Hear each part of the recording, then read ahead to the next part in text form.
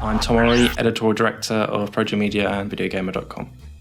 I play anything with guns in, really, so first-person shooters, third-person shooters. I play the sports games, Football Manager. If it's got a ball in it, I'll play it.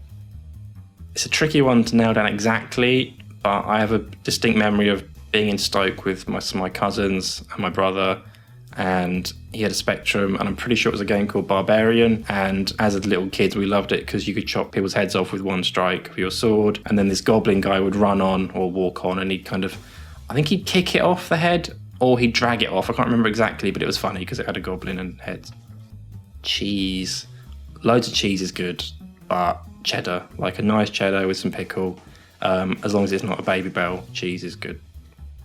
I'm sure I've probably played worse games than this, but I can't remember any distinctly more than Lone Soldier on the PlayStation. It's a game that my brother James made us buy, because we used to buy games together, and it looked good from the cover, he claims. It's kind of like a early 3D, blocky, horrible mess of like a 3D kind of Operation Wolf type thing, but you could move through the levels. It's just garbage, really bad game.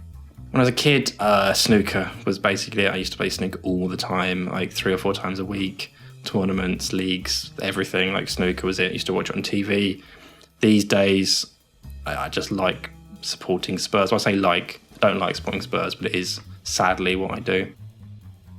Sonic. Mario is undoubtedly a better character and is in better games, but as a kid, I was always Sega consoles, so I'll stick with Sonic. Other than really trivial stuff like I don't like flying, it's just the fear of being alone. These are going to be pretty obvious to most people, I think, but PGR 2, because it's just the best racing game ever. Resident Evil 4 is just undoubtedly an amazing action game, and Shadow of the Colossus, which I think if you've played it, you'll just understand that it's just an incredibly memorable game.